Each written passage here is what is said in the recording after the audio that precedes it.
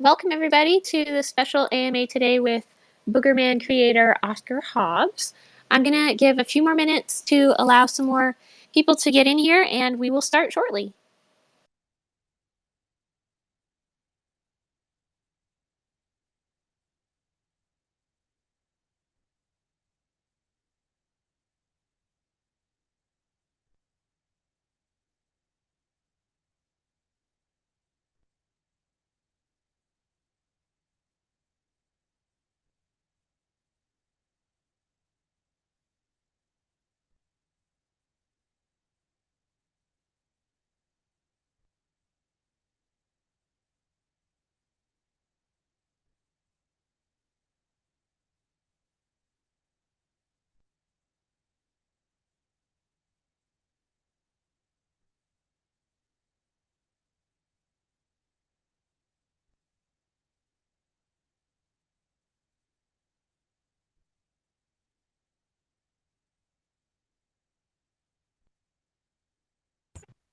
Well, I hope everybody's feeling particularly jolly tonight. It's going to be an excellent Ask Me Anything, also known aka AMA. Oh, well, we're certainly looking forward to Oscar Hobbs' wonderful presentation.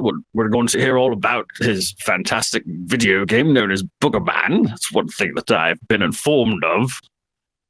And, well, obviously, we've got our credentials in order, in case that's what you're wondering. We at DumpsterDorks here have got orderly credentials for days.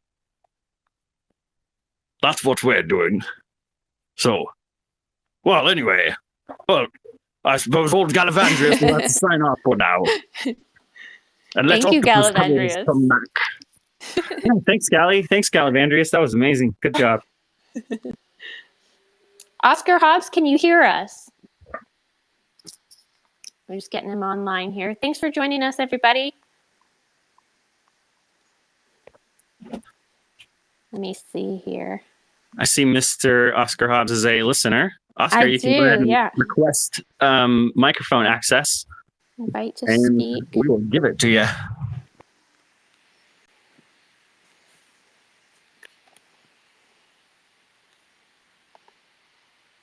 Let me see if I can get a hold of him.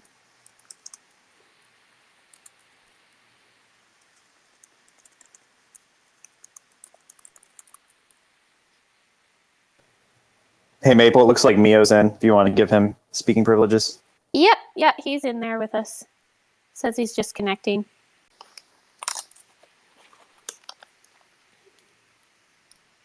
All right, let me see if I can get a hold of Oscar here.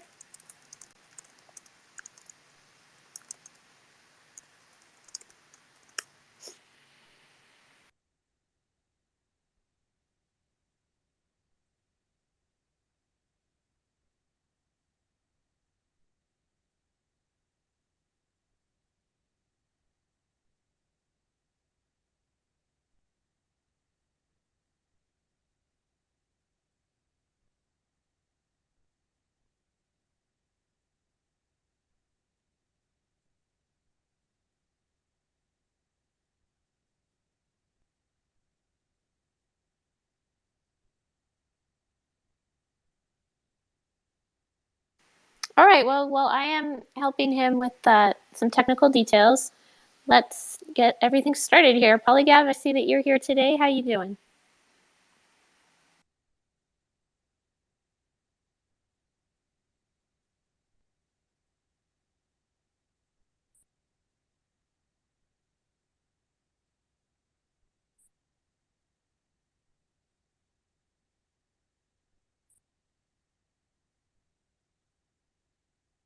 How are you? How are you guys? Hey. How's everybody doing? I'm good. Hey, what's up, man? What's up? Not much. Things are well. Things are good. Doing good. Feeling well. How are you? Video. Well, that's all well and good, but how are you feeling? I'm well, thank you. How are you feeling? Oh, I'm good. Who's well. speaking? Octopus or someone else? It's Octopus, yeah. Or like, alter Some ego. voices for us. Well, sometimes honestly, my wife gets so tired of hearing the Gallavandrius voice. And I don't know how she copes with it, honestly. I don't know why she's still even with me at this point. But besides the orderliness of my credentials, of course. Of course. Everything is always in order with Gallivandraus. Well, my name is Gallivandraus. You simply cannot handle this. Can you hear me okay? Yeah, we can. sir. For sure. Yes, Hey, hello. yo. Of course it doesn't work on the computer. Oh, yeah, it's a mobile-only thing. That threw some of us off the first few times as Yeah, well. I think it throws me off every single time. Well, welcome, Oscar Hobs. Thank you so much for joining us and having this special AMA. We're very excited to hear from your wealth of experience and some awesome stories, I'm sure. So we will get right into it here. I believe that one of our first questions, so we've got a number of set questions that we will get into and see how far we get with them, but we'll have a little bit of time towards the end to have some normal AMA time with the audience here with us today. So the first question that we wanted to ask was basically how you got started. And I think Video Killed had something specific he wanted to ask. Is that right, Video?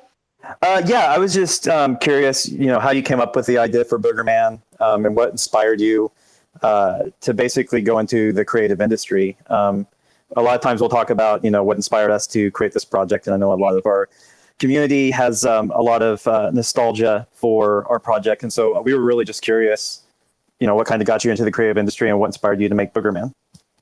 Yeah, so,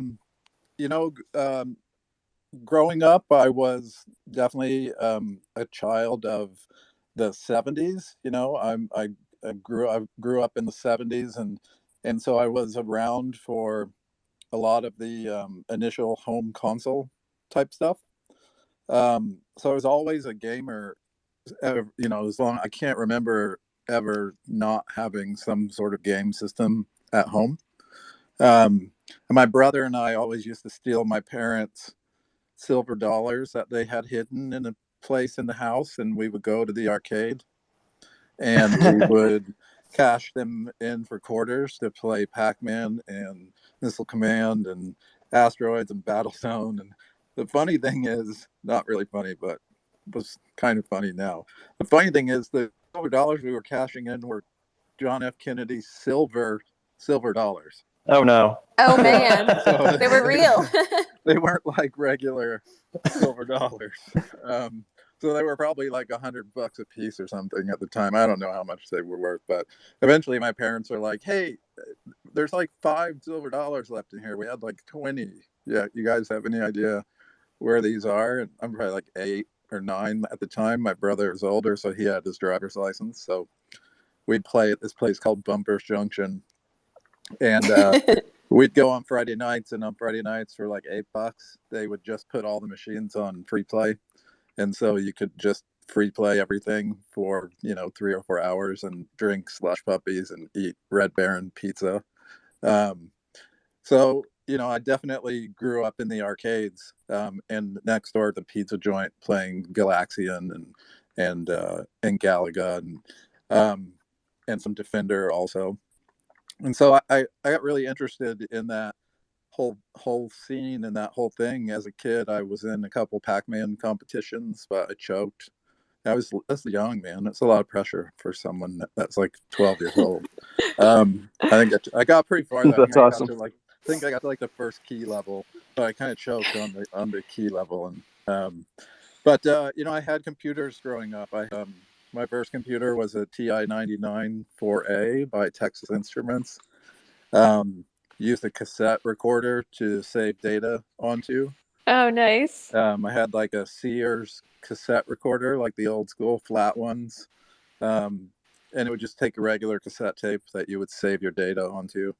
And then I graduated up to like a Commodore 64 and then the Commodore 128. And that one was awesome because it had a built-in sprite editor. So before that, on Commodore 64, I would make all of my sprites on graph paper first. And then you would just type in like 0, 1, 0, 0, 1, 1, 0, like 8 across and 8 down. And so you would kind of manually type in which pixel would get filled in and which pixel would be blank. So I did all of my stuff on graph paper growing up. And I was really into this magazine called Compute at the time, and Compute every month would include all of the basic programming code for a full game. So it would have like 10 pages in the middle of the magazine of just like maybe 1,000 lines of basic programming. And so I would type those in every month, and you just type them in by hand. And, you would hand label the lines like line 10, line 20, line 30, and save it off to cassette tape.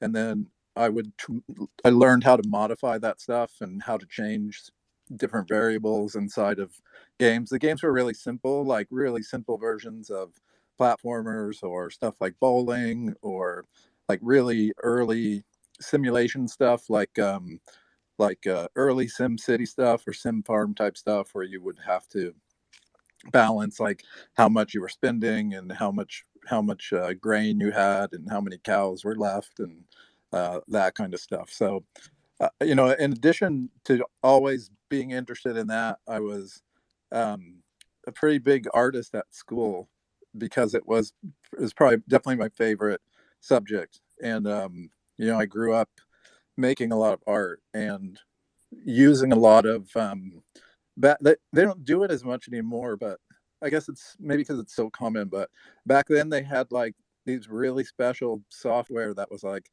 animation studio software, and you could do like frame by frame animation. And this was on the Commodore 64, probably when I was initially in high school. And my buddy had a IBM with like a 20 meg hard drive, which we thought was super sweet at the time. Um, and it was massive. It was this big, giant, massive machine. But That's awesome. he had AutoCAD on it, and so AutoCAD is like this really amazing. They still use it. It's this amazing vector program for building actual schematics for stuff. So we would mess around with stuff like that, and we'd just spend all weekend playing. And we loved this game called Little Computer People, which was made by Activision back in the day, and basically was like a cutaway of a house, and Oh, that wow. dude and the little guy would just live in the house.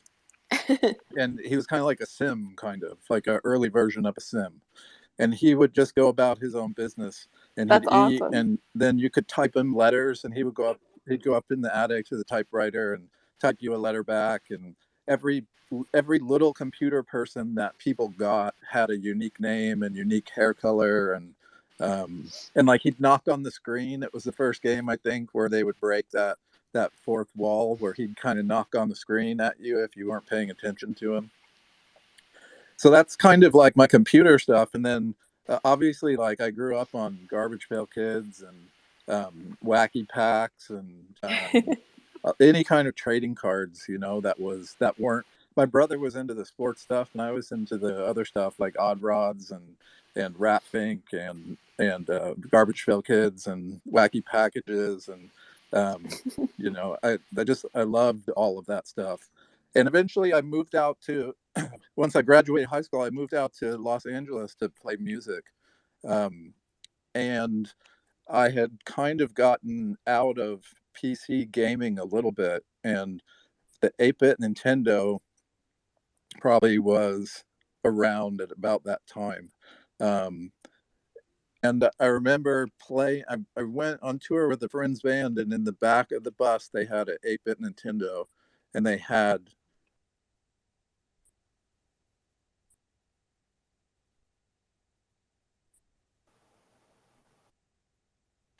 cars and all this stuff. And so he was amazing at playing through Mario.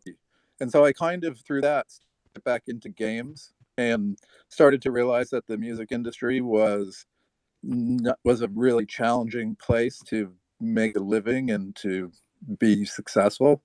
And so I kind of fell back onto my art skills and started looking around at companies that were hiring artists. Now, I guess I had kind of forgotten that as a kid, in the Activision manuals in the back, they would have a photograph of the dude that made the game.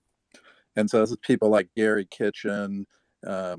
and there was a bunch of them, but it was always like one person that made the games on the Atari 2600 back then, and it would have this little paragraph about them, and I always loved reading about them, like the dude who made Pitfall, and Activision was probably my favorite games back then. But I ended up applying for an art position at Interplay, and lo and behold, I was nowhere near a good enough artist to actually get a job as a full-time artist in the game industry, because I was not really a pixel artist, and everything back then was done at a 320 by 200 resolution with like I think the Super Nintendo was 256 colors but limited to like 16 color sprites, and the Genesis was like a 64 color max limited to 16 color sprites, I believe. And so I couldn't get in as an artist. And so I was playing a game one day called Out of This World on the Super Nintendo. And it's funny how I ended up getting that game. I went to the mall to get a game called Death Valley Rally, which was a Roadrunner Coyote game. And this is back around the game when the first Taz game came out on 16-bit, and the stuff was starting to look like actual cartoons. But they were out of Death Valley Rally, and so the guy recommended Out of This World instead. And I ended up getting stuck on Out of This World, and we were into BBSs back then. My brother and I were. I don't know if everybody knows what that is, but what is that? Just for explanation's sake. It basically stands for a bulletin board system, and it's kind of like a forum that you dialed into with a dial-up modem, and you could leave messages and you could chat with people. Okay. But it's like a super early way before internet stuff. And then there'd just be all the nerds ran their own BBSs, right? And there'd be ones based on different things. And so Interplay had one, and I went on there to try and get help on the game.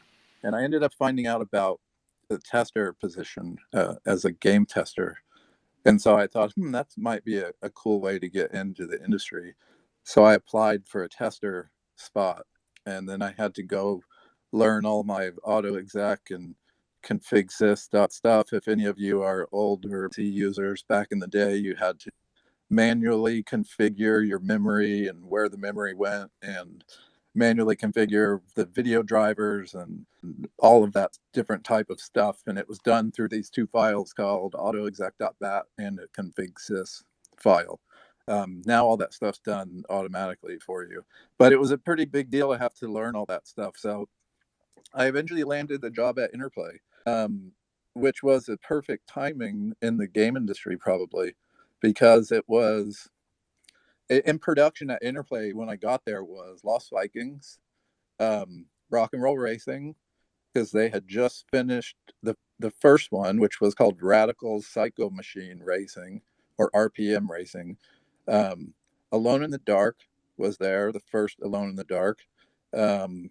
What else was there? There was just some super classic games that Interplay was making at the time. Clay Fighter was just being started. Claymates was in production. A couple of games that ended up not being released. Lord of the Rings, Super Nintendo was being worked on also at the company. And wow. As a tester, I ended up meeting friends in the company, and I met these game designers, which I never really knew existed before. And so when I met these guys, I was just like, holy shit, like this is like the ideal scenario for me, because like I'm not a programmer, but I understand programming, and I'm not good enough to be a full-time artist. But I also know how to play music, and I know how to do art, and I know a little bit of programming, and I've always been into storytelling and stuff like that. So, and level design and working on graph paper. And so everything kind of fell into place for me. It was like, that's pretty much when I decided that's what I wanted to be when I grew up. And I was probably like 20 at the time, maybe 21. And I did a lot of work for free for producers outside of testing. Back then, everybody had to pitch on these games that were being done. That the teams were so small that they would need help doing a lot of different things, whether it's cleaning up graphics or, when you would make a game back then with sprites, you'd have a page, like a 320 by 200 page with all the sprites on it. And you would have to go into this program called dpaint and manually mark and count the top left corner of the sprite and the bottom right corner of the sprite. And you would have to type in those coordinates into a program. So when the game ran, it knew where to pull the sprite off of the sprite sheet. And that was like super tedious, but it's the kind of work that they had people that were interested in doing for free. So I did Wow. I did that for a long time, and I got to work on some cool games like Stone Keep for the PC, and worked on Lost Vikings for a little bit. Did a lot of Clay Fighter animation sequencing. Got to do artwork on Claymates. Oh my gosh! Wow. And then my boss, I got to pitch a sequel to Rock and Roll Racing that was boats, but we never did it. And then finally one day my boss was like, okay, we have a new project that we want to do. And they were a company that promoted from within. So, they ended up promoting me out of test into a design position. And the idea that we were given, a programmer myself, was to make something in the that appealed to like the Garbage Pail Kids crowd. And so it was the idea was to make something that was based on gross and the kind of stuff that the Dumpster Dorks are made of, and the kind of stuff that Garbage Pail Kids are made of. And we went through a few iterations of it. The first version of the game was a multiplayer game where you tried to make the other one throw up by doing different gross stuff, and your character would have like this meter where once it filled up, he'd puke, and if you made the other character puke, then that's then you won that round. And then I think one day it just kind of hit us that like, oh, we should do a superhero game, and have his bodily functions be his weapons of mass destruction, or gas destruction, as we called it. And it just was really easy to write. Once we came up with the name of Boogerman, coming up with everything else was pretty straightforward. Like, we had Boogermeister as the main bad guy, and the nose goblins were the main enemies, and then we had everything we could think of that was gross. We had like scab monsters and pus monsters that would explode into pus. And this is really inappropriate, but it's funny to tell, is we had this little character called Cornelius Corn Kernel, and you can imagine where the corn kernel came from. But he didn't make it into the final game, unfortunately. But oh man, you pick up chili peppers and fart fireballs, and you could fly with the chili peppers. You pick up bottles of milk, and you could hawk loogies, and then his default attacks were flicking boogers and burping and farting. Yeah, if you don't go too far, then you don't know if you've gone far enough. You gotta cross the line and step back. Yeah, for sure. It's like, I even felt really awkward at the time, like when you do a fart attack, it would say fart on the screen. And I ended up changing to FRRT because it just felt like we were maybe going a little bit too far. Like, we used to have these things, you would get eaten by this, or you get sucked up the nose by this one thing and then shot out of his butt at another part of the level. And like getting shot out of somebody's butt was pushing the boundaries in 1993 or whatever year it was. So we tried to stick with nose stuff. But the cells that we have that we're giving away today, because I had an art background and because of Earthworm Jim and games like Aladdin on the Genesis, I was really into full animation and traditional Disney Warner Brothers style animation.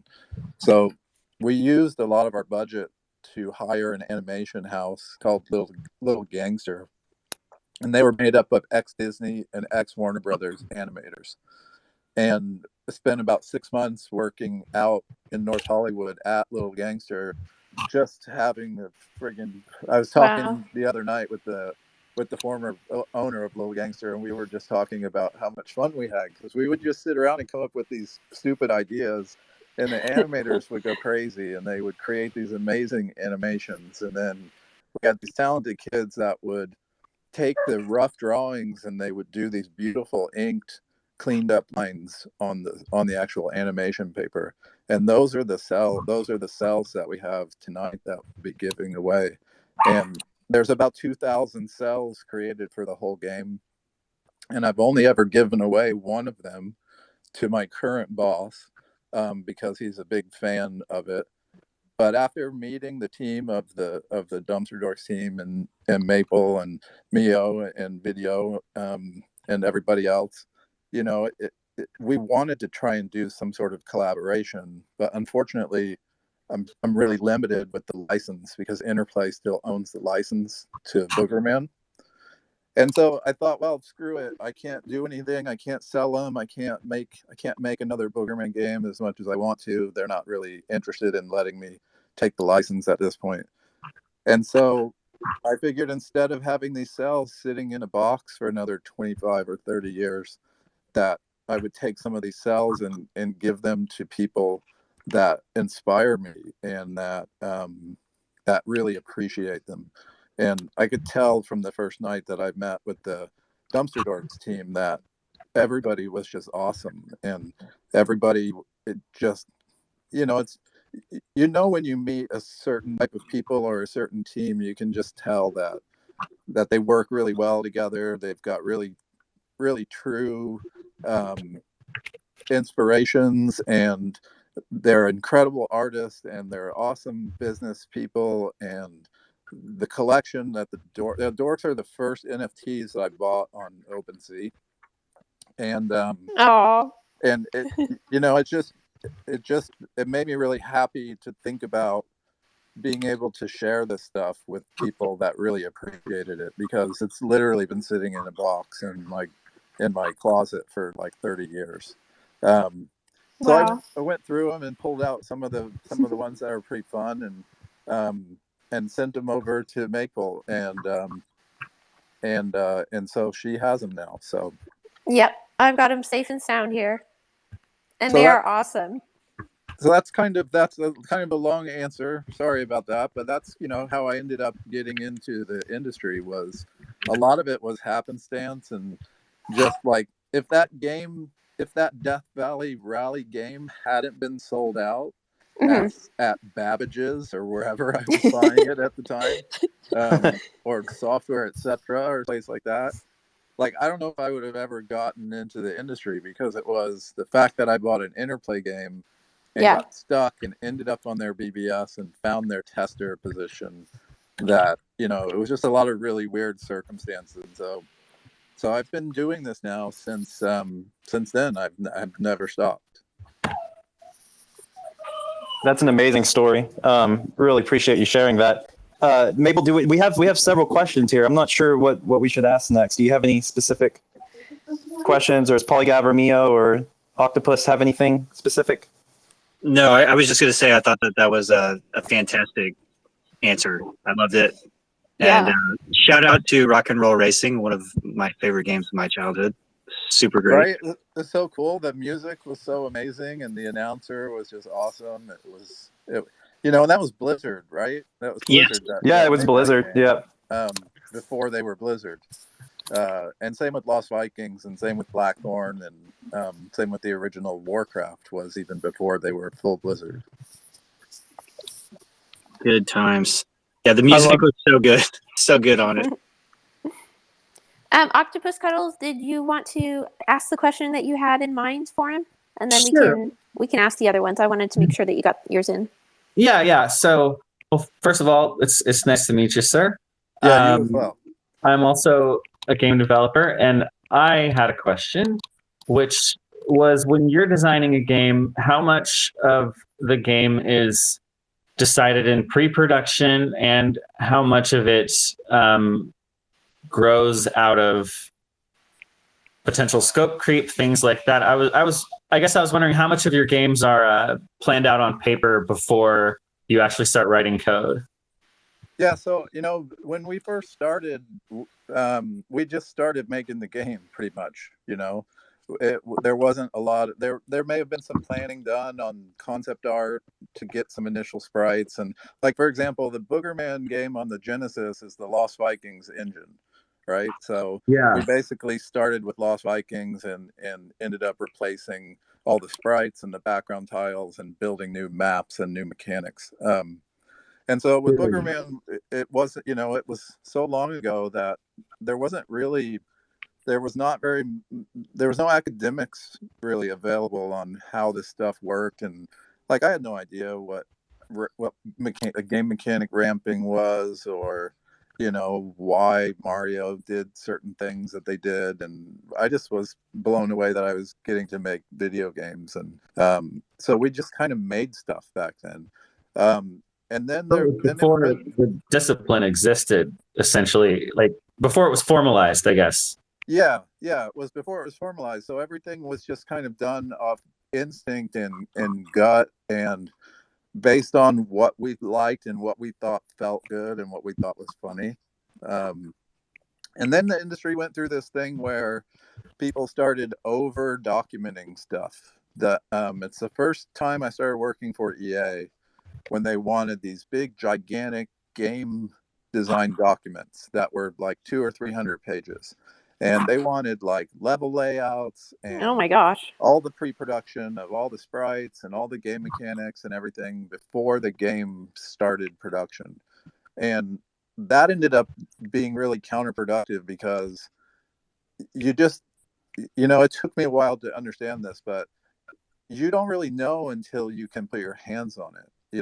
It's like you can sit there and design on paper all day long, and it might look good. You might be able to do numbers for an economy or something and sound okay, but you just don't know until you're able to pick up a joystick or pick up a keyboard and actually put your hands on the thing and see, like, for example, like designing if you're designing like a first person level and you're designing it top down on grid or on a graph paper, it's entirely different when you put it into a game and you're sitting in it in first person, because you've got all the different heights and different lines of sight that you have to take into account. And so I think over the years, it's really kind of gone through these different stages of, we're really smart now with pre-production in terms of like knowing what we'll do is we will build I'm a really big supporter of building early and prototyping early. So we might spend a couple weeks on paper, but then we'll immediately take that and start using test assets and getting stuff stood up on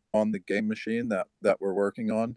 So we can start to validate whether or not, like when I'm playing something new that I'm working on, there's moments as it's in its early stages where I might just feel like this millisecond of fun that just happened, right? And sometimes it's really hard to tell what it was, but a lot of times you can identify it and be like, okay, that little thing right there that just happened that lasts like a quarter of a second released some sort of chemical in my body that made my brain happy and so having fun all of a sudden.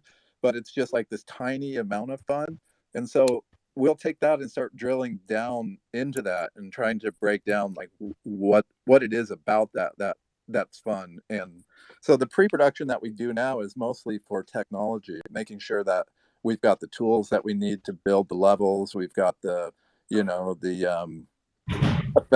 effect systems that we need to do the whatever types of particles we want to do. If we're doing a fighting game, we can definitely plan out the state machine ahead of time to know that we're going to need to accommodate certain types of animations, or if we're going to string animations together, we need to know that we have to build out and plan out the tools needed to do so.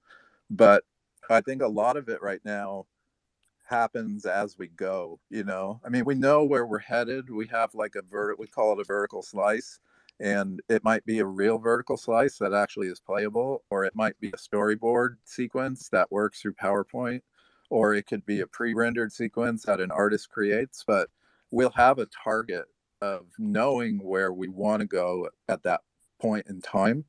And as we're creating the games, things change. You know, it's a super. The one thing I've learned is that it's an incredible. It has to be really agile and it has to be incredibly organic to really get the good stuff. You know, Yes. it's really difficult to pre-plan out game and to pre-plan out fun without experiencing it firsthand. Sir, I feel so validated right now. Yeah, that's pretty much my process. It's just like jazz. You're just experimenting and you hit on something that's really great. And then, like you said, you drill it out. So yeah, that's wonderful. Thank you for that answer. Yeah, no worries. You know, the challenge is like once you get that, the challenge is maintaining the discipline so you don't end up bloating that out to something that's unachievable, right? Yes. If Yeah, you the look scope creep. if you look at any classic Nintendo stuff, you know, the number 3 is a very magical number, as the song says. Beginning, middle, and end. And you can look at Nintendo game mechanics and Nintendo game systems, and you can see that there's a lot of things that are made up of 3 things. And it's the way they layer those 3 things together that create the sum of all the parts that create the big picture, right? Like it's not anything that Nintendo does is not super complicated. It's broken down into really simple, easy to understand systems that are layered together in a really clever manner. That's rooted in Japanese philosophy and specifically Taoism, which is Chinese, which is just another study area of mine. But yeah, that's really fascinating that you said that about the 3s because it's the beginning, middle, and end. Yeah, it's like the introduction and then the advancement and finally the mastery. Absolutely, yeah. And so that's the tough part is when you've got a lot of people working on a game. Not everybody thinks simple. You know, simple is really difficult to do. And Yeah. a lot of times people will think simple is too simple, and you have to be able to kind of pre-visualize what layering things together will do. I mean, Grand Theft Auto is a great example of that. Like GTA 3, like if you just had that driving game, it's kind of shit. If you just had the shooting, it's kind of crappy. If you just had, you know, the whatever, just the single aspects alone aren't that great. But when they're combined together with interesting missions and interesting scenarios, it makes something really special. That's Yeah, they become awesome. tools to achieve the goal rather than the point of it. They're just like, then the point of it is more getting the story accomplished. Yeah, exactly. You know, and that's probably the hardest part is keeping the feature creep out, because a lot of times people want to add complexity and they think complexity equals fun, and that's usually not the case. Usually complexity equals complexity, which in some cases it's okay, but for the types of games I make and play, it's better simple and layered. Well, sir, I could chat with you all day. This is wonderful. All right, I'll let someone else take some questions or ask some questions. Hey, Oscar, you're welcome to give me a call or give me a shout anytime you want. I'd love to chat games with you at any time, man. Oh, absolutely. I'm gonna DM you after this is over and show you the new one I'm working on. Yeah, cool. Awesome. I have a quick question. Go for it. Did they have ratings back when Boogerman came out? Did you have to submit to like any kind of like ratings thing? You know, I think that we didn't on the 8-bit Nintendo, but we did on the 16-bit Nintendo. And on Genesis, we had basic ratings at the time. And that process was, you know, I think like with Boogerman, we got like Comic Mischief or something like that, you know. I remember that one. Yeah, that was a good one. But basically with the ratings company back then, until Grand Theft Auto screwed it up with the hot coffee stuff, all you had to do was send them a videotape of a playthrough of the game from start to finish. And then they would have people that would just sit down and watch the VHS tape.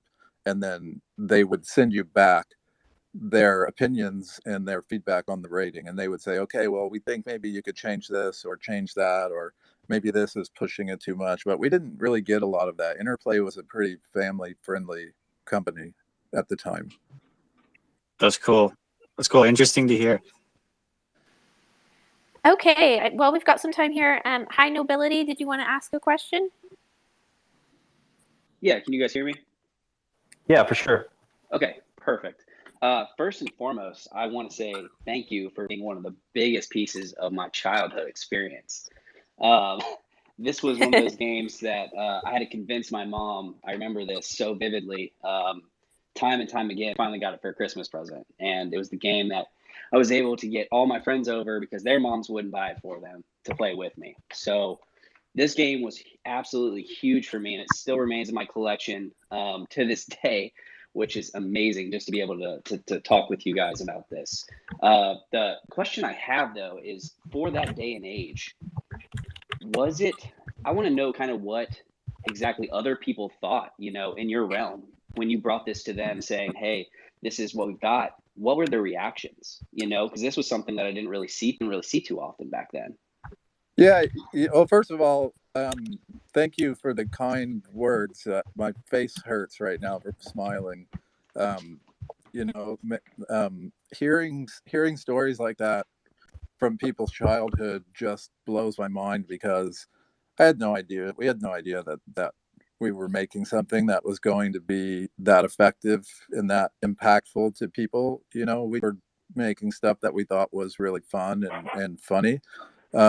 So it's amazing to hear that. And I really appreciate that.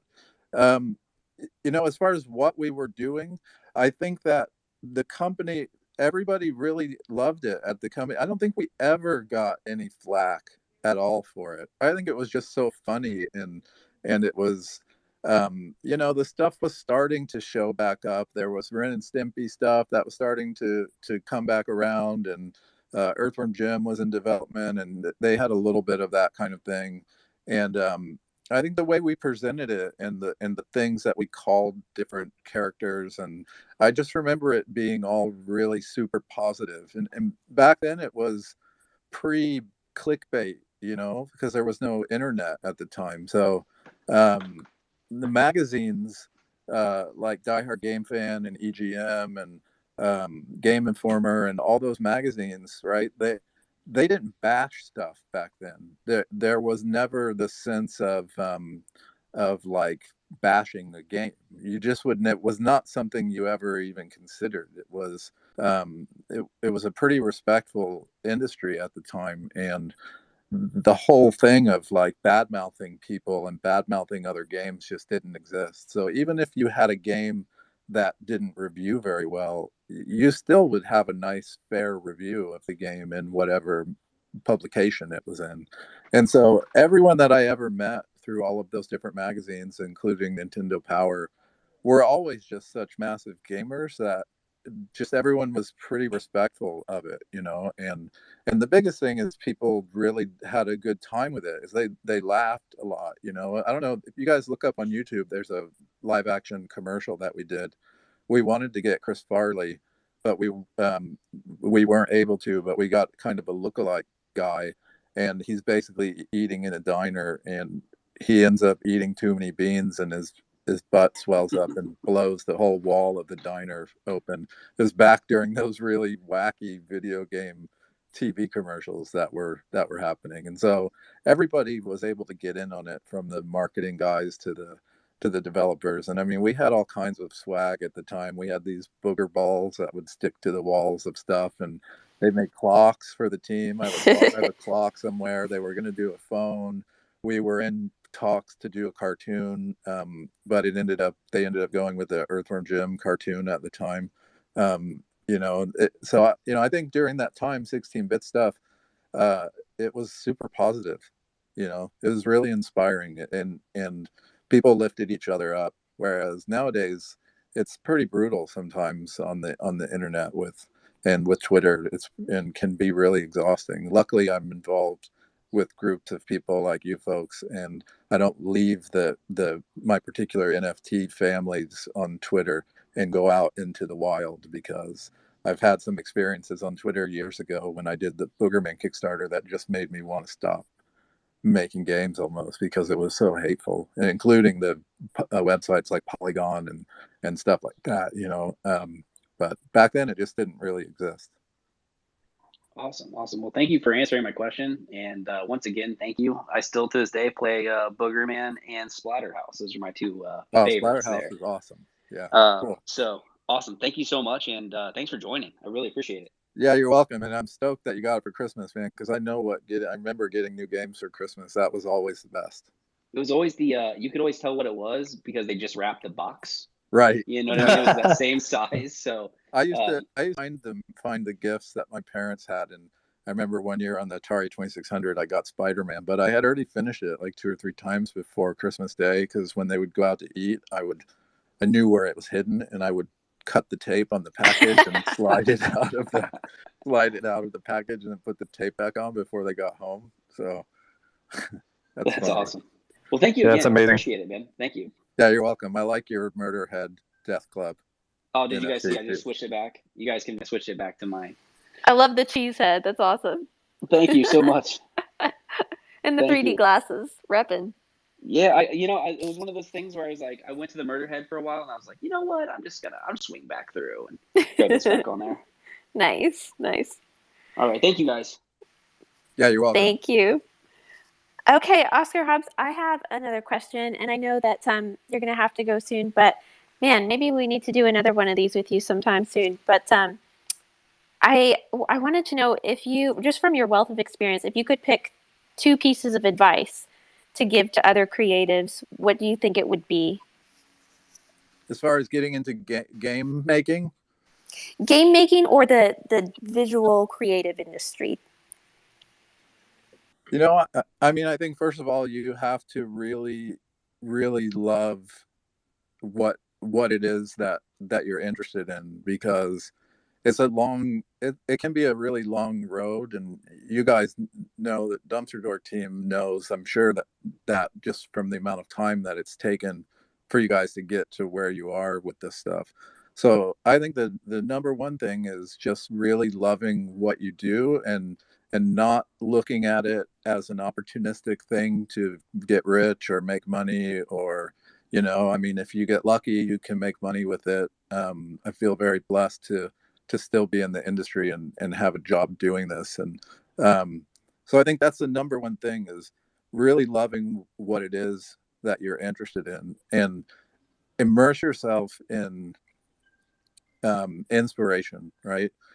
Regardless of what type of inspiration it is. Like, I'm sitting in my office right here, and I'm surrounded by thousands of things that range from action figures to books to little mini arcade cabinets to controllers to iPads and bulletin boards and snow globes and autographs. That's awesome. Autographs from some of my favorite musicians and favorite actors, and it's just anything I can find at all that inspires me. I try to have it around me. The other thing is, look for a like-minded group of people. Surround yourself with people who are really into the same type of stuff, and it doesn't have to be the exact same type of stuff, but surround yourself with people who are open and who are collaborative, who have some of the same goals that you do, because this stuff is really, really difficult to do on your own. Yeah. And everybody has, everybody can bring a different strength to a team, just like you guys do. You all have different upsides to what each of you are capable of doing. And then the other thing is, just if you're going to do game stuff or you're going to do creative stuff, like, look at other stuff that's out there. Don't be afraid to be really inspired by stuff. Favorite books called So Like an Artist. And it talks about I like that book. I've got it. Yeah, it's a great book, right? That's the Austin Kleon book, right? It talks a lot about how everything has pretty much been done, and pretty much everything is some kind of spin-off of something else or an extension of something else. And the last big thing is leverage the tools and the things that are out right now, because you can pretty much get whatever you want for free in regards to development tools now, whether it's a 3D engine or 2D engine or 2D software. And now that Adobe has subscription models, you can pay $10 a month for Photoshop instead of $800 for a copy of Photoshop. Yeah, it's become a lot more accessible. So those are a few things that I would say for sure. Awesome. Well, thank you for that. We'll keep that in mind for sure. Vicky, did you want to say something? I saw that you put your hand up there. I did. Hello, everyone. Hi, Oscar. Hi, Vicky. it's funny when you were talking. I came just up on the stage when you were talking about. I'd actually written a note down about aligning. So when you align with your team and you align with kind of your vision of all sorts of things, you know, like aligning for Web3 or how to make Web3 better and not make some of the mistakes is just so true. There's so many people out there that are very, very short-minded, and already we're only realistically some of us coming up for a year. And I talk to people on a daily basis that bought Bored Apes at $200 that are now seeing them like be sold for like 500,000. And you know, there's a lot of regret there, but there is the lesson in life: just have a little bit of patience.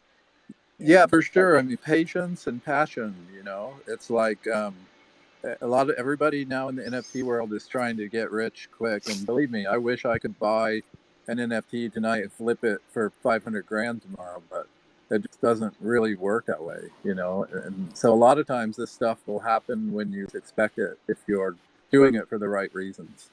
Yeah, exactly. Well, my question for you was, if you had obviously we've got series 2 coming up, and I'm sure there's lots of cool traits coming up, but if you was to put pen to paper and make a really cool Oscar trait, what would you like to see in series 2?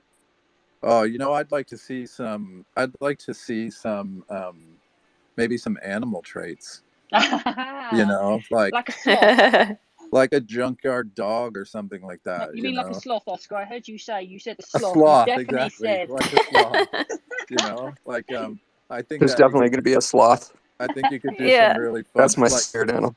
I love the raccoon in the garbage can, and I love the little mouse in the Max, and I love the little guys that are hanging on the legs and peeking out of the waistbands and all that stuff. Dorklings, yeah. So I saw for the first time yesterday, and obviously, as everybody knows, I tend to I look at them quite a lot. And I saw one the other day where there was a fish coming out of some dude's pants, and I hadn't seen that trait before, and I was like, that is so cool. And then obviously, the point when I was thinking that was so cool, obviously, so was somebody else, and I'm like, okay, that's something that like is now added to the shopping list of like cool traits to have. Yeah, I love that stuff. I see something new all the time on the Dumpster Dork NFTs. I mean, even the most recent one that I have, with the controllers on the feet, like I hadn't seen that before. Yeah, so I don't know, you know, I'm a big animal fan, big supporter of animal rights, and Oscar Hobs is actually my former dog's name was Oscar Hobbit. So he was a little scrappy terrier, so I could see something like that showing up in the Dumpster Dorks, maybe. Oh. It's giving Polygav some ideas. Yeah, for sure. By the way, you have awesome. You have beautiful photos every morning. Where are you located? I'm based now in Florida. I used to be just outside of London, but okay. I decided, and some of the photos that I've been sharing are just me kind of like, I guess, getting up in the morning and letting the dog out, and then obviously the sun hits the yard, all different kind of lights, and just literally like kind of playing around sometimes. And yeah, I had a couple of people say that they were going to bid on it the other day, which made me laugh because I hadn't actually thought about minting any of them. But yeah, I mean, that's another great example of like that stuff inspires me when I see it every day. I look forward to seeing what picture you're going to put up in the morning. I shall think about it when I do it tomorrow. All right, cool. Thank you for the question. Oh, thank you for your time, Oscar. Yeah, you got it. All right. Well, Oscar, I know that you've got a couple other appointments tonight. Do you need to head out? I can go for a few more minutes if you guys have another question or two. Okay. I have a couple more, but before I go to my questions, does anyone else in the community here want to ask Oscar something? If not, I have plenty. I've got one question that I would really, really like to hear an answer for. Go for it. So Oscar, I mean, this is a very vague and wide question, but what are, in your opinion, what are the forces that you're playing with when you're doing game design? Does that question make sense? Like, can you elaborate a little bit on that? So, game design itself, what would you say are the core? Like, what's the core of game design? Like, what are you doing at the most atomic level? Okay, so this is an interesting one because it really varies. So back when I was doing 16-bit stuff, it was really based around looking for stuff that was really fun, right? And that's always been at the core. I have that in my profile of I make fun for a living. The feel of games are really, really important to me. So I'm always searching for that stuff that feels right. And a lot of times that has to do with your brain connecting the visuals with the input of the controls that create that sense of feeling.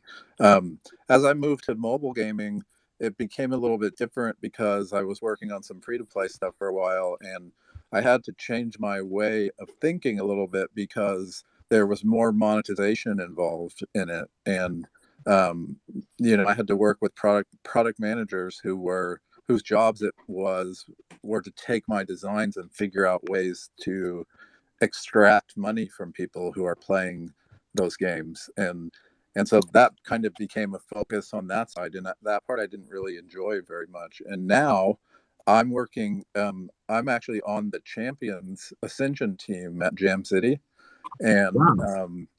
and and on that game I'm back to just fun. So I'm in charge of the combat and the feel of all the characters that you can bring in from your NFTs for that. And so for me, this one is really cool because I did all the Lord of the Rings games at EA back in the 2000s, and I built a lot of combat systems, and those were all based on feel and player feedback. And so I'm back in my element again now, out of traditional mobile and getting to work in this Web3 NFT space, and I'm back to just building things that are fun, that just feel great, because I want to, like, somebody needs to provide this friggin' killer apps for these NFT games, because there's really not anything out there right now that's super compelling. There's a lot of videos, but like somebody told me on LinkedIn the other day, show me a video of your game and I'll show you a video of my money. And we have an opportunity with what I'm working on right now to build something that feels like a real AAA title that is really fun to play first and foremost, and secondarily happens to have NFTs associated with it. Wow. Yeah. Well, thank Yeah, you it's very much. amazing. You have dispelled many self-limiting myths that I believed today. Well, So thank you very much. I'm happy to hear that, man. Yeah. Hi, Nobility. I see you've got your hand up. Did you want to ask something? Yeah, real quick, and this is going to be a complete hypothetical. If Boogerman was in Super Smash Bros., what would be his super? Oh, I don't know, man. It would probably have to be something fart related or burp related. His boogers were pretty weak. They were effective, but they weren't the good specials. I always wish they would put him in Super Smash Brothers. He was in Clay Fighter 63 and a third, Mhm. which was pretty cool, where you could fight him against Earthworm Jim. But I'm always hopeful that one day Interplay will work with Nintendo and get him into Super Smash Brothers. I But love it's that got, it's not So quite cool. 64. yeah, it's got to be something. It's got to be like the joke of the weapon of gas destruction. Right. Yeah, that's what I You was know, kind of thinking too. yeah. Maybe some kind of dot cloud or something that he could release, that characters, if they got inside of it, would choke and get stunned or something. Kind of like almost like Kirby, where he could like suck him in, and then it'd just be like this atomic fart that just wipes everybody off the map or something. Right? You could suck him in and then fart him out the other side. That'd be so cool. Awesome. Thanks, man. Yeah, you're welcome. That's hilarious. Yeah, that's awesome. All right, Maple, I think that I got to run now. I got to I have a doctor's appointment I have to head out for. Okay, understood. Thank you so much for sharing from your wealth of experience and knowledge. It's been really, really awesome having you on here, and maybe we can do this again sometime soon. Yeah, I'd absolutely love to. And I just want to say again to everybody on here, the community and the team, that I really I really look forward to my interactions with everybody each day, and I look forward to participating with this group and with the group of people that are really heavily into the Dumpster Dorks, and I find everybody to be very kind and very accepting and very compassionate of each other. And I just want to say I appreciate every single one of you, because it's it's one of the highlights of my day to get on Twitter or to get on Discord and even say good morning to everyone, or just see how everyone's doing. So I appreciate all of you, and I really love this stuff. So and that's Aw. it. And thank you, Maple, for all of this, and thank you everyone on the Dumpster Dorks team for being so accepting and inviting me into your world. Of course, Thanks for coming. we're really happy to have you. And Thank you, That's Oscar. amazing. yeah, Thank you. Yeah, thank you so much. Anybody It's amazing. if anybody ever wants to chat about game stuff, just add me and hit me up on Twitter. Just send me a direct message. Sorry, I'll be all up in your business. No worries, man. I'll be here. Awesome. All right, right. well, have a good rest of your day, and we'll chat soon. All right. See you guys. Bye, Maple. Bye. See ya. Bye. See ya. All right, guys. Well, we've got our raffles to give away. So the 3 animation cells that he was talking about, and we are going to do that by having Octopus Cuddles roll the dice. And I've put everybody's name in a list, and I took a screenshot of that list, and it is pasted in our Discord, in our Dumpster Dorks Discord in the party channel. And I believe Video Killed is going to open that up for us so that everyone can go in there and see. It should be open. Okay. I got the camera rolling.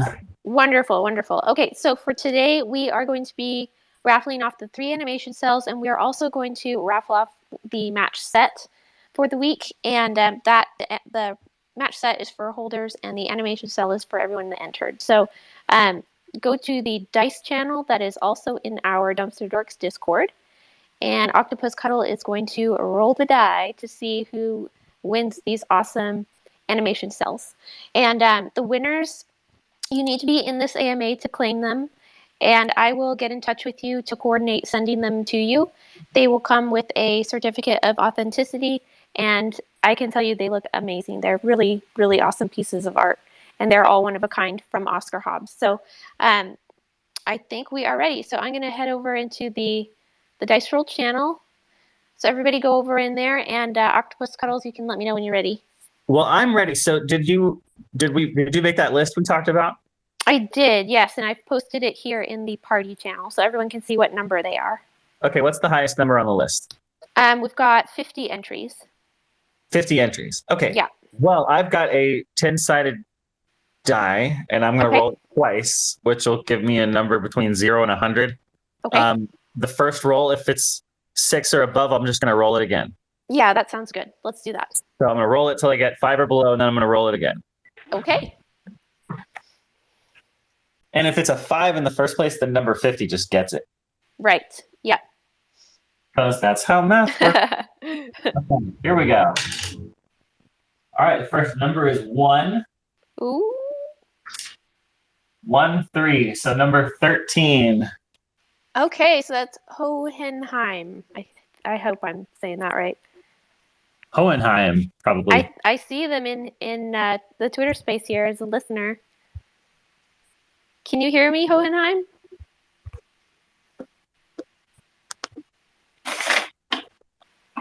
Yeah, they're totally in here. I don't know if they can speak. It might be on a desktop. Yep. The person is emojiing me. Okay, well, awesome. Well, congratulations. You've won one of the animation cells. So I'll get in touch with you. If you can DM the Dumpster Dorks Twitter account, I will coordinate that and get that to you. And let's go to the second one. Okay. Octopus Cuddles, go for it. Same thing again, right? Yes. Yeah. Okay. Whoops. It's out. I'm going to roll it again. Oh, okay. It's the same number anyway.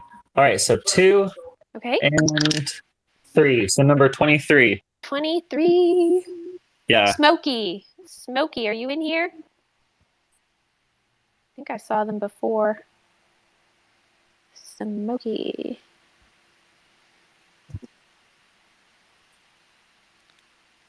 I'm pretty sure I saw them in here before, but they're not in here now. So I think that means we're going to have to roll again. Okay. All right, go ahead. Yep. Again. 0. Oh. 0. So, zero there is the first person on the list. Well, we technically don't have a 0-0. Well, I thought we were gonna have a zero. So I guess I'll roll again for the second digit. It's for the second digit, yeah. So it's 0, and then what? And very low down on the floor, and I will have to find it now.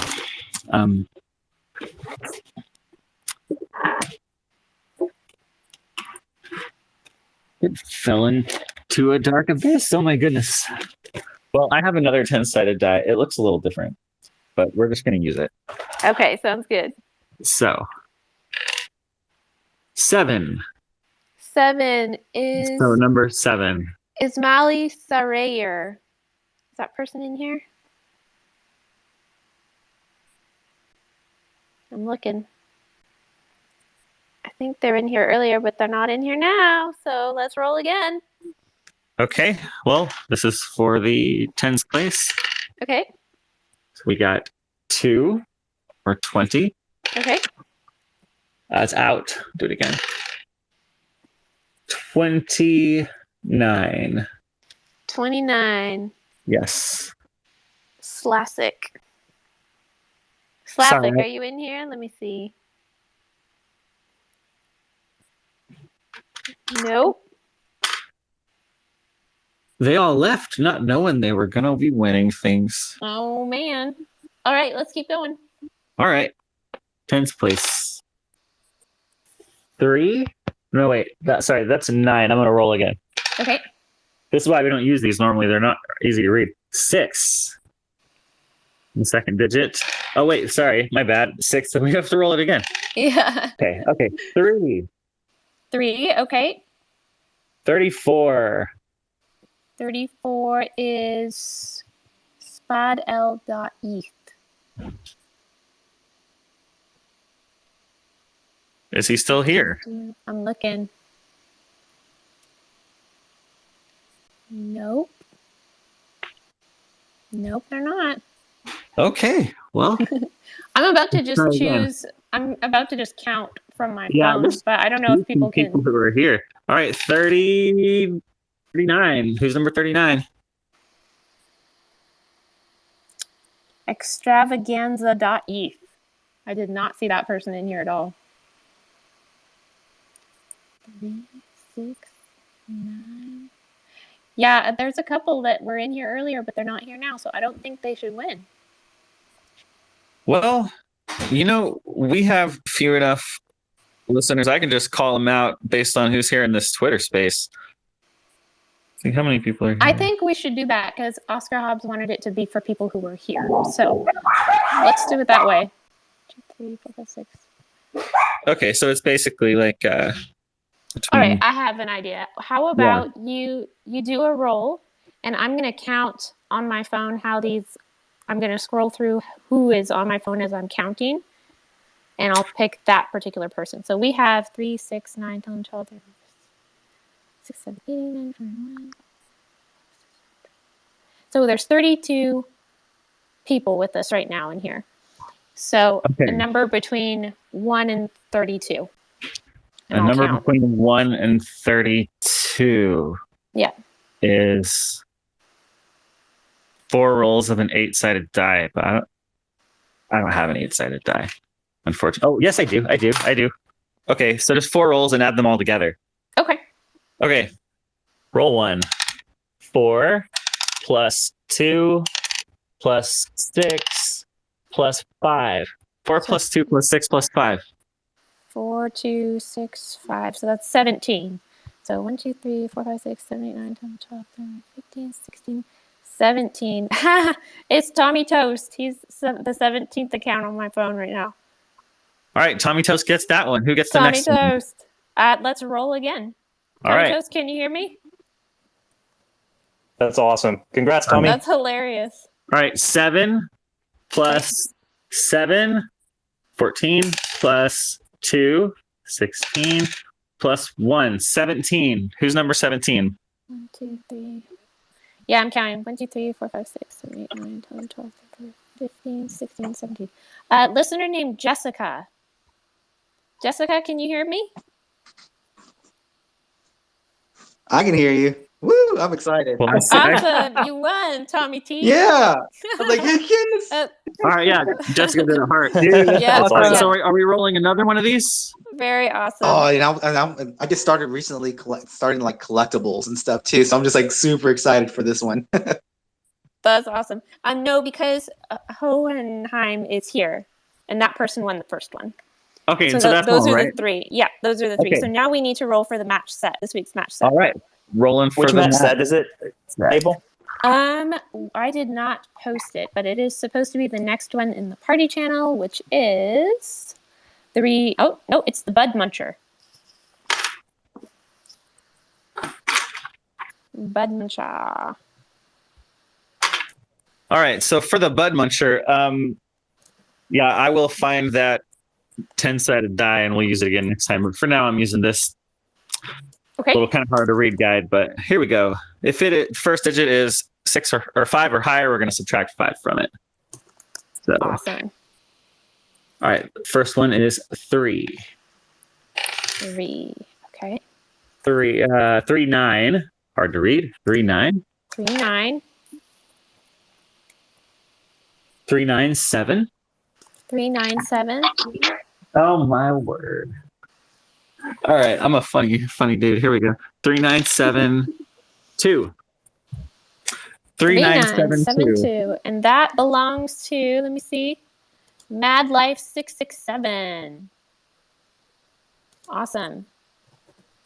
All right, Dark number 3972. You just won the Bud Muncher Max set. Bet they're going to be stoked. You said 3, 9. Is it 3972? 3972. Yep. Okay. Very cool. I'm okay. Going to send the Bud Muncher dork that person's way right now. Awesome.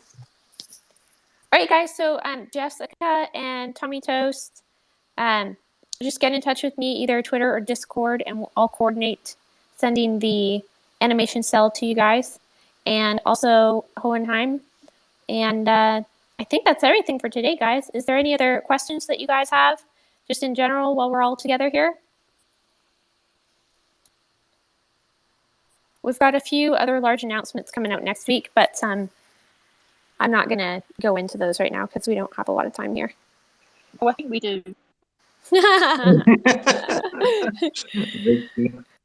Oh, we will. We've been working on the utility and the roadmap for version 2 over the past 2 days a lot. And we'll be announcing a lot of details with that soon. But also our merch will be coming out shortly. So that's exciting. That's taking a lot of work. But we know you guys are going to love it. It looks so good. Yeah. It looks so freaking good. We spent a lot of time like curating many different options for many cool pieces of merchandise. And final selection is...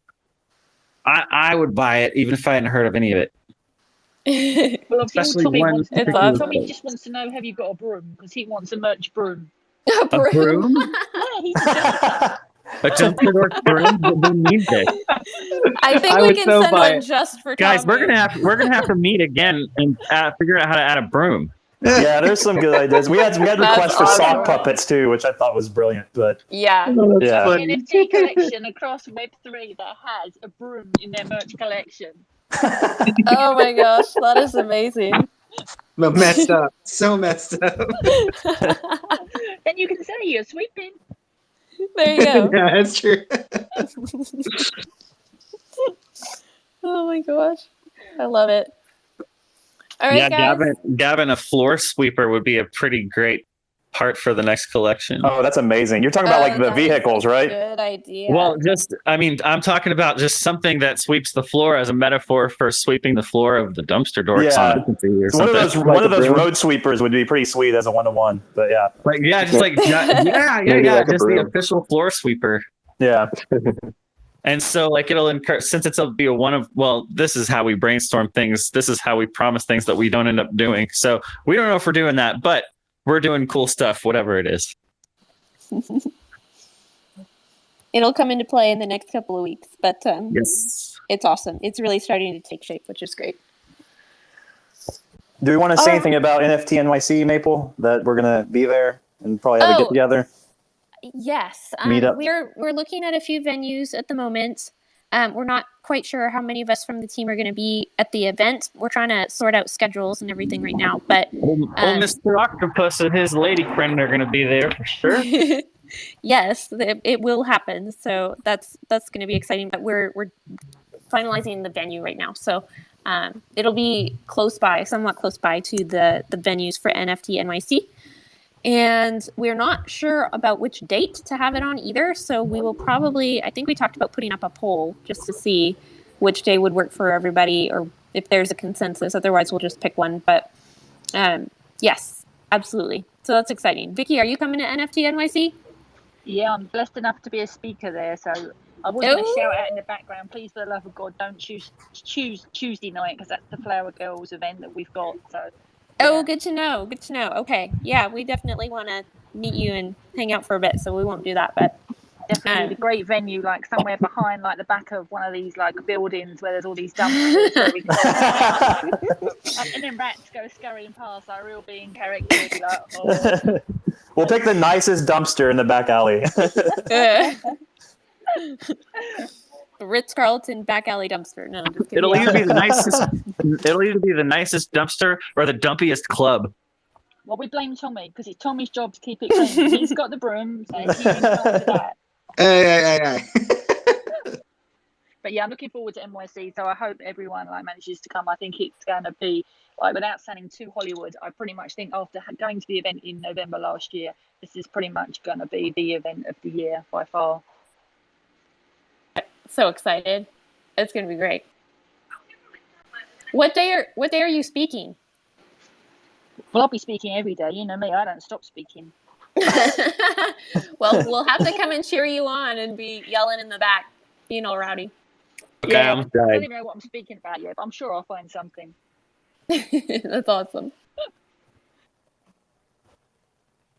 All right, guys. Well, I think that's everything for today. Stay tuned. We will have some more exciting things to announce soon. But thank you for joining us today. It was a really, really special time with Oscar Hobs.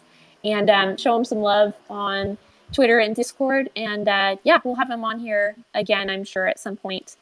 He's a pretty busy guy, but he's definitely a pillar in the community. So, yep, thanks again for coming. And is there anything else you guys want to say from the team here before I sign off?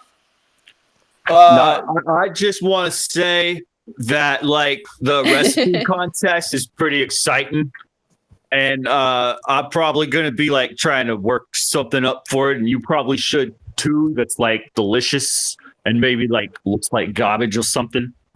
So I'm hoping to have our own special drink from the recipe contest to have at the NFT NYC event, but we'll see. We'll see what the submissions turn up.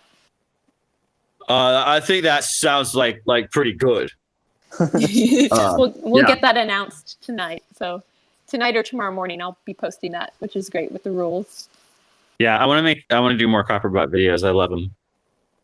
He's getting more confident. Have you noticed? Slugworth Copperbot. Yeah, the very first video, he was just handed a script, and he has no idea what he's even doing there. He doesn't even know his name yet, and he just read it. But then the second video, he starts to understand the dorks a little bit and know a little bit about his people, and he gets kind of more pumped. In that third video, he's like, and we're gonna do a collaboration with alien friends. So he really he's coming into his own finally. So love it. All right, guys. Well, thank you so much again for joining us, and we will see you in the back alley. Dork out. Good night, guys. good garbage. Good night, guys.